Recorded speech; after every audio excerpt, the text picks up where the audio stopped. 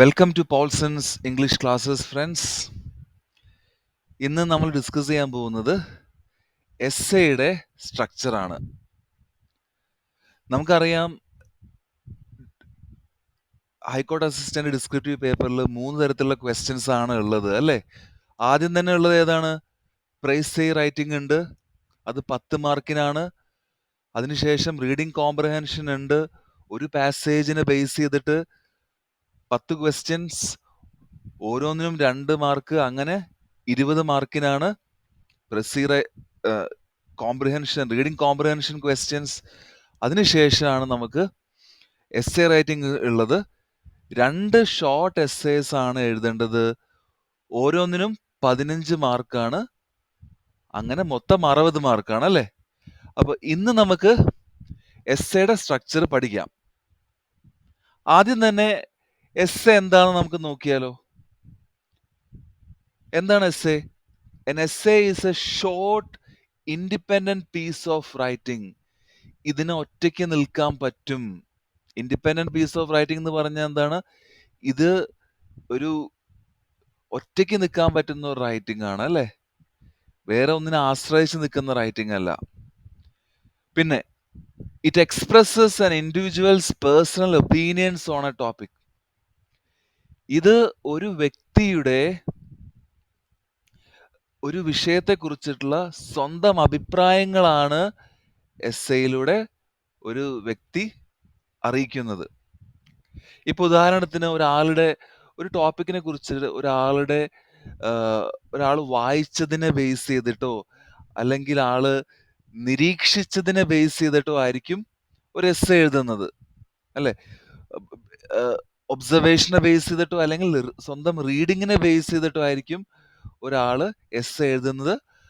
ആ എസ്സേയിലൂടെ അദ്ദേഹത്തിന്റെ personal opinions ആണ് എഴുതുന്നത്. അപ്പോൾ ഇതാണ് എസ്സേ. ഇനി നമ്മൾ എസ്സേ എഴുതുമ്പോൾ ശ്രദ്ധിക്കേണ്ട 2 കാര്യങ്ങളുണ്ട്. ആദ്യം തന്നെ യു മസ്റ്റ് ബി ഫോർമൽ. നമ്മൾ ഫോർമൽ ലാംഗ്വേജ് ആണ് യൂസ് ചെയ്യേണ്ടത്, ഇൻഫോർമൽ ലാംഗ്വേജ് അല്ല യൂസ് ചെയ്യേണ്ടത്. എന്താണ് ഇൻഫോർമൽ ലാംഗ്വേജ് എന്ന് പറഞ്ഞു കഴിഞ്ഞാൽ, നമ്മൾ വാട്സപ്പിലൊക്കെ ഫ്രണ്ട്സിനോട് ചാറ്റ് ചെയ്യില്ലേ, അവിടെ നമ്മൾ ഇൻഫോർമൽ ലാംഗ്വേജ് ആണ് യൂസ് ചെയ്യുന്നത്. അങ്ങനത്തെ ലാംഗ്വേജ് നമ്മൾ എവിടെ ഉപയോഗിക്കരുത്? നമ്മൾ എസ്സേ എഴുതുമ്പോൾ ഉപയോഗിക്കരുത്. ഇപ്പൊ ഒരു ഉദാഹരണം പറയുകയാണെങ്കിൽ, ഡൂഡ് എന്ന് പറഞ്ഞ വേർഡ് ഒരു ഇൻഫോർമൽ വേർഡ് ആണ് അല്ലേ? എന്താ അതിന്റെ അർത്ഥം? മാൻ എന്നുള്ള അർത്ഥമാണ്, പക്ഷെ അത് വളരെ ഇൻഫോർമൽ ആയിട്ടുള്ള ഒരു വേർഡ് ആണ്. ഏത്? ഡൂഡ്. അപ്പൊ ഡൂഡ് എന്നല്ല, ഈ വേർഡ്സ് ഒന്നും നമ്മൾ എസ്സേ റൈറ്റിംഗിൽ ഉപയോഗിക്കരുത്. നമ്മൾ അതിന്റെ ഒരു ഫോർമൽ വേർഷൻ ആയിട്ടുള്ള ഇൻഡിവിജ്വൽ അല്ലേ? ഇൻഡിവിജ്വൽ എന്ന് പറഞ്ഞ ഫോർമൽ വേർഡ് നമുക്ക് ഉപയോഗിക്കാം. അപ്പോൾ ഫോർമൽ ലാംഗ്വേജ് യൂസ് ചെയ്യണം. രണ്ടാമതായിട്ട് എന്താണ്? ഷോർട്ട് ഫോംസ് ഒഴിവാക്കണം. ഡോണ്ട്, ഡിഡ്ന്റ്, വോണ്ട്, ഹാസിന്റ്, ഹാവിന്റ്, ഇതൊക്കെ എന്താണ്? ഷോർട്ട് ഫോംസ് അല്ലേ? ഇതിന് പകരം നമ്മൾ അതിന്റെ ഫുൾ ഫോംസ് ആണ് ഉപയോഗിക്കേണ്ടത്. ഡോണ്ടിന് പകരം ഡു നോട്ട്, ഡിഡന്റിന് പകരം ഡിഡ് നോട്ട്, വോണ്ടിന് പകരം വിൽ നോട്ട്, ഹാസിന്റിന് പകരം ഹാസ് നോട്ട്. അങ്ങനെ ഫുൾ ഫോംസ് ആണ് ഉപയോഗിക്കേണ്ടത്, ഷോർട്ട് ഫോംസ് അല്ല. ഇനി രണ്ടാമതായിട്ട് അബ്രിവിയേഷൻസ് നമ്മൾ ഒഴിവാക്കണം. എന്താണ് അബ്രിവിയേഷൻസ് എന്ന് പറഞ്ഞു കഴിഞ്ഞാൽ, ചിലർക്കൊക്കെ ഇപ്പൊ ഉദാഹരണത്തിന് ഇൻഫർമേഷൻ എന്ന് ഉപയോഗിക്കുന്നതിന് പകരം അവര് ഇൻഫോ എന്ന് പറഞ്ഞ അബ്രിവിയേഷൻ ഉപയോഗിക്കാറുണ്ട്. അതേപോലെ തന്നെ അഡ്വേർട്ടിസ്മെന്റ് എന്നതിന് പകരം ആഡ് അല്ലെ? നമ്മൾ ആഡ് എന്ന് ഉപയോഗിക്കാറില്ലേ? അതിന്റെ ശരിക്കുള്ള വേർഡ് ഏതാണ്? അഡ്വേർട്ടിസ്മെന്റ്. അപ്പോ അങ്ങനെ അബ്രിവിയേഷൻസ് ഉപയോഗിക്കരുത് എസ്സേ എഴുതുമ്പോൾ. അപ്പൊ ശ്രദ്ധിക്കുക, ഫോർമൽ ലാംഗ്വേജ് യൂസ് ചെയ്യണം, ഷോർട്ട് ഫോംസും അബ്രിവിയേഷൻസും ഒഴിവാക്കണം. ഓക്കെ ഫ്രണ്ട്സ്, അപ്പോൾ നിങ്ങൾക്ക് മനസ്സിലായെന്ന് വിചാരിക്കുന്നു. നമുക്കിനി എസ്സേയുടെ കമ്പോണൻസ് എന്താണെന്ന് നോക്കാം. എസ്സേയുടെ പാർട്സ് എന്താണ്? ഒരു എസ്സേയിൽ എന്തൊക്കെ ഭാഗങ്ങൾ വേണം? ആദ്യം തന്നെ ഒരു ഇൻട്രൊഡക്ഷൻ വേണം. അതിനുശേഷം ഒരു സപ്പോർട്ടിംഗ് പാരഗ്രാഫ് വേണം. അതിനുശേഷം ഒരു കൺക്ലൂഷൻ വേണം. ഇതെന്താണെന്ന് നമുക്ക് ഡീറ്റെയിൽ ആയിട്ട് ഡിസ്കസ് ചെയ്യാം. അതിന് വേണ്ടിയിട്ട് ഞാനൊരു ഒരു ക്വസ്റ്റ്യൻ ഞാൻ എഴുതാം. ഇത് ഹൈക്കോർട്ട് അസിസ്റ്റന്റ് എക്സാമിനേഷനിൽ പണ്ട് ചോദിച്ചിട്ടുള്ള ഒരു ക്വസ്റ്റ്യൻ ആണ്. എന്താണ് question? Role of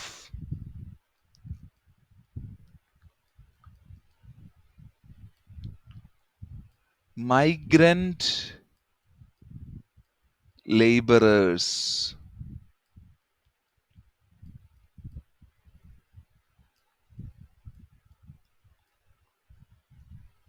Role of migrant laborers on Kerala economy.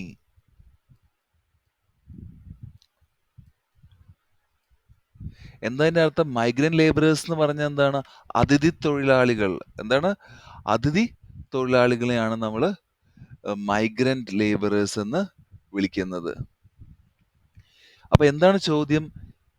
നമ്മുടെ കേരളത്തിലുള്ള എക്കണോമിയുടെ മുകളിൽ ഈ അതിഥി തൊഴിലാളികളുടെ ഒരു റോൾ എന്താണ്? ഇവരുടെ ഒരു എന്ത് പങ്കാണ് ഇവര് വഹിക്കുന്നത് നമ്മുടെ എക്കണോമിയുടെ മുകളിൽ എന്നാണ് ചോദ്യം. അപ്പൊ ഇതാണ് ഞാൻ നിങ്ങൾക്ക് ഇത് എസ്സേയുടെ സ്ട്രക്ചർ പറഞ്ഞു തരാൻ ഞാൻ ഉപയോഗിക്കുന്ന ക്വസ്റ്റ്യൻ.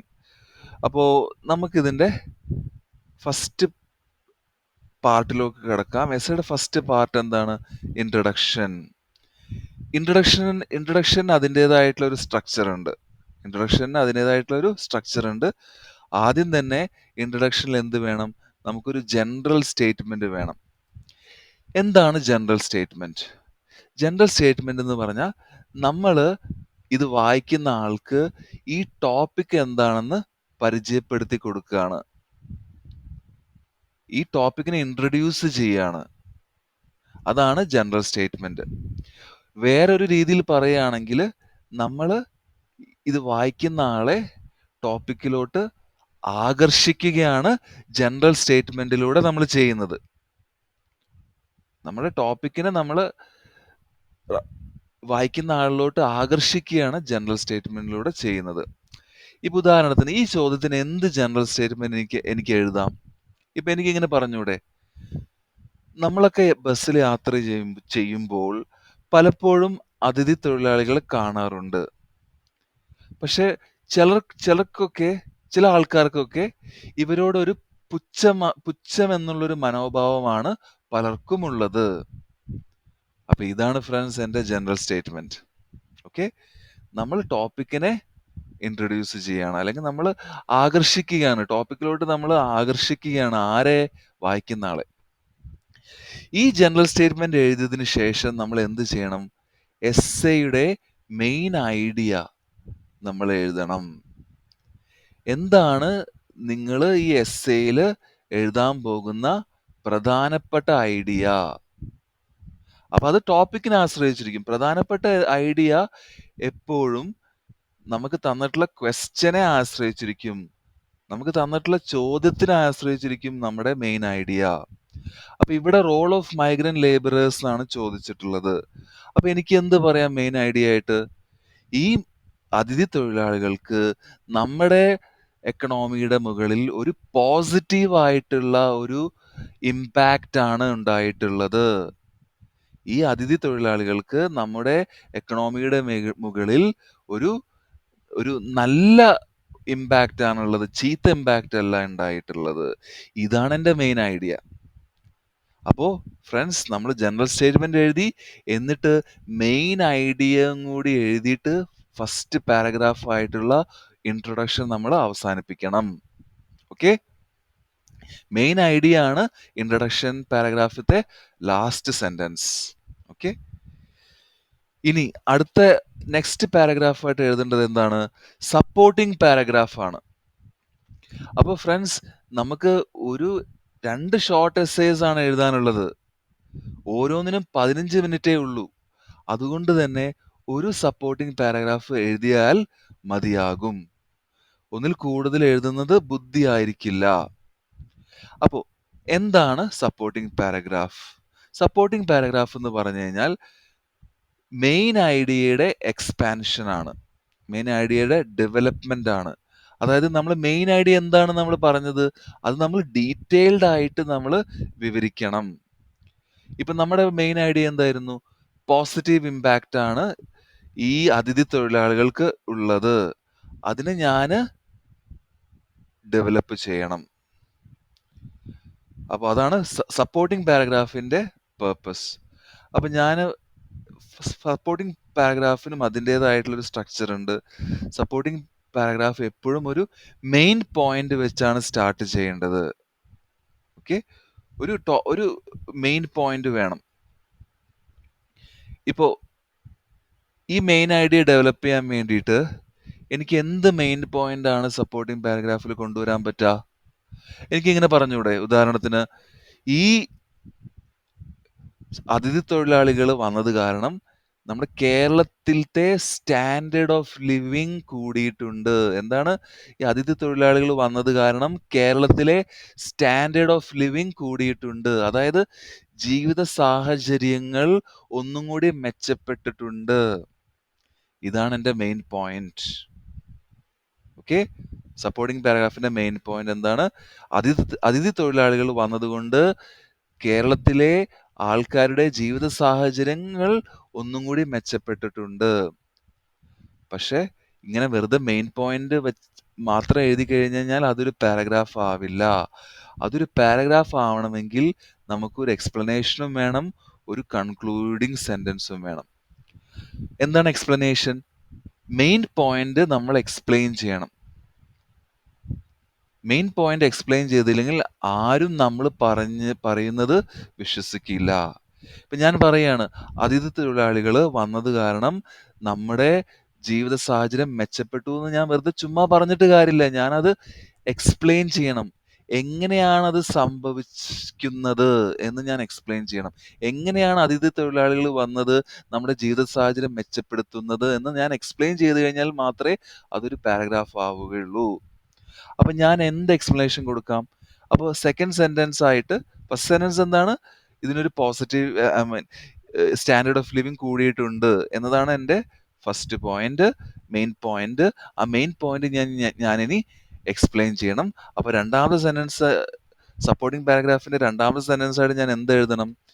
നമ്മുടെ നാട്ടില് ഒരുപാട് കൺസ്ട്രക്ഷൻ നടക്കുന്നുണ്ട്. അത് ബിൽഡിങ്സ് ആകാം, നമ്മുടെ വീടുകളാവാം, ഹോസ്പിറ്റലുകളാവാം, വ്യാപാര സ്ഥാപനങ്ങളാവാം. ഇതാണ് സെക്കൻഡ് സെന്റൻസ്. പക്ഷെ ഇതിനൊക്കെ നമുക്ക് തൊഴിലാളികൾ വേണം. പക്ഷെ നമ്മുടെ നാട്ടില് തൊഴിലാളികളില്ല. കാരണം എന്താ? നമ്മുടെ നാട്ടിലെ യുവാക്കളൊക്കെ വൈറ്റ് കോളർ ജോലികളാണ് ആഗ്രഹിക്കുന്നത്. വളരെ മുന്തിയ ജോലികളാണ് ആഗ്രഹിക്കുന്നത്. വളരെ ഹൈ പൊസിഷനിലുള്ള ജോലികളാണ് ആഗ്രഹിക്കുന്നത്. അവർക്കാർക്കും എന്താണ് വീട് കൺസ്ട്രക്ഷൻ വർക്കിൽ ഏർപ്പെടാൻ അവർക്ക് ആർക്കും താല്പര്യമില്ല. അപ്പൊ എന്താണ്, കൺസ്ട്രക്ഷന് വേണ്ടിയിട്ട് നമുക്ക് ആരും ഇല്ല. അപ്പൊ അതുകൊണ്ട് ഈ കോൺട്രാക്ടർമാരൊക്കെ അന്യ സംസ്ഥാനങ്ങളിൽ നിന്ന് തൊഴിലാളികളെ കൊണ്ടുവരാണ്. അവരാണ് നമുക്ക് വേണ്ടി ജോലി ചെയ്യുന്നത്. അതാണ് എക്സ്പ്ലനേഷൻ സുഹൃത്തുക്കളെ. ഇതാണ് എൻ്റെ എക്സ്പ്ലനേഷൻ. ഇത് എക്സ്പ്ലനേഷൻ കൊടുത്തതിന് ശേഷം നമ്മൾ എന്ത് ചെയ്യണം? നമുക്കൊരു കൺക്ലൂഡിങ് സെന്റൻസ് ആവശ്യമുണ്ട്. കൺക്ലൂഡിങ് സെന്റൻസ് എന്ന് പറഞ്ഞാൽ നമ്മുടെ ടോപ്പിക് നമ്മൾ ഭംഗിയായിട്ട് അവസാനിപ്പിക്കണം. അപ്പൊ എങ്ങനെ എനിക്ക് ഭംഗിയായിട്ട് അവസാനിപ്പിക്കാം? അപ്പോ നമ്മുടെ യുവാക്കൾ ചെയ്യേണ്ട ജോലി ഈ അതിഥി തൊഴിലാളികളാണ് എടുക്കുന്നത്. നമ്മൾ ചെയ്യേണ്ട ജോലി അതിഥി തൊഴിലാളികളാണ് എടുക്കേണ്ടത്. അങ്ങനെ അവര് നമുക്ക് നല്ലൊരു ജീവിത സാഹചര്യം തരുന്നു. അങ്ങനെ അവര് നമുക്ക് നല്ലൊരു ജീവിത സാഹചര്യം തരുന്നു. ഇതാണ് കൺക്ലൂഡിങ് സെന്റൻസ്. അങ്ങനെ നമുക്ക് സപ്പോർട്ടിംഗ് പാരഗ്രാഫിൽ ഒരു മെയിൻ പോയിന്റ് വേണം. വെറുതെ മെയിൻ പോയിന്റ് എഴുതിയിട്ട് കാര്യമില്ല. അത് എക്സ്പ്ലെയിൻ ചെയ്യണം. അത് പ്രോപ്പറായിട്ട് എൻഡ് ചെയ്യും വേണം. അത് പ്രോപ്പറായിട്ട് അവസാനിപ്പിക്കുകയും വേണം. എന്നാൽ മാത്രമേ അതൊരു സപ്പോർട്ടിംഗ് പാരഗ്രാഫ് ആവുകയുള്ളൂ. ഇവിടം കൊണ്ട് തീരുന്നില്ല. നമുക്കിനി എന്ത് വേണം? നമുക്കൊരു കൺക്ലൂഷൻ വേണം. ഒരു കൺക്ലൂഡിങ് പാരഗ്രാഫ് വേണം അല്ലേ? എന്താണ് കൺക്ലൂഷൻ?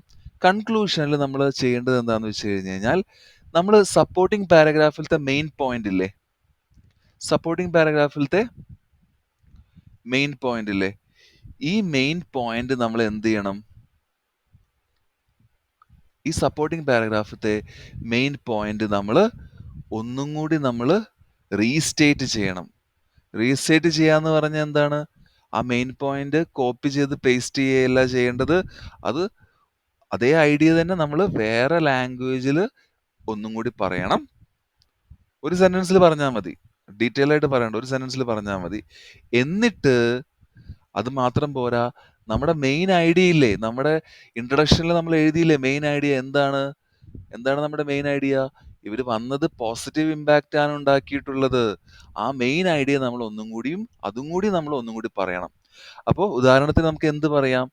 ഇങ്ങനെ പറഞ്ഞൂടെ? ഇൻ കൺക്ലൂഷൻ, ഈ അതിഥി തൊഴിലാളികള് നമ്മുടെ ജീവിത സാഹചര്യം മെച്ചപ്പെടുത്തിയിട്ടുണ്ട്. കാരണം അവര് കൺസ്ട്രക്ഷനൊക്കെ അവരാണ് കൺസ്ട്രക്ഷൻ ജോലിയിൽ ഏർപ്പെടുന്നത്. അതുകൊണ്ട് ഇവരൊരു പോസിറ്റീവ് ഇമ്പാക്റ്റ് ആണ് നമുക്ക് ക്രിയേറ്റ് ചെയ്തിട്ടുള്ളത്. ഇതാണ് നമ്മുടെ കൺക്ലൂഷൻ ഫ്രണ്ട്സ്. ഓക്കെ? അപ്പൊ ഇതാണ് എസ്സേയുടെ സ്ട്രക്ചർ. ഞാൻ നെക്സ്റ്റ് ക്ലാസ്സിൽ ഞാൻ നിങ്ങൾക്ക് ഒരു എസ്സേ എഴുതി കാണിക്കാം. ഇതേ ക്വസ്റ്റ്യന് തന്നെ ഞാൻ ഇതിന്റെ എസ്സേ എഴുതി കാണിക്കാം. ഇൻട്രൊഡക്ഷൻ, ബോഡി പാരഗ്രാഫ്, കൺക്ലൂഷൻ, ഇതൊക്കെ എങ്ങനെ എഴുതാമെന്ന് ഞാൻ കാണിച്ചു തരാം. അപ്പോൾ നിങ്ങൾക്ക് ഡീറ്റെയിൽഡ് ആയിട്ട് മനസ്സിലാവും. അപ്പോൾ ഈ ടോപ്പിക്ക് നിങ്ങൾക്ക് യൂസ്ഫുൾ ആയെന്ന് വിചാരിക്കുന്നു. നിങ്ങൾ നിങ്ങളുടെ വിലയേറിയ അഭിപ്രായങ്ങൾ കമന്റ് ബോക്സിൽ ഇടണം. Thank you very much.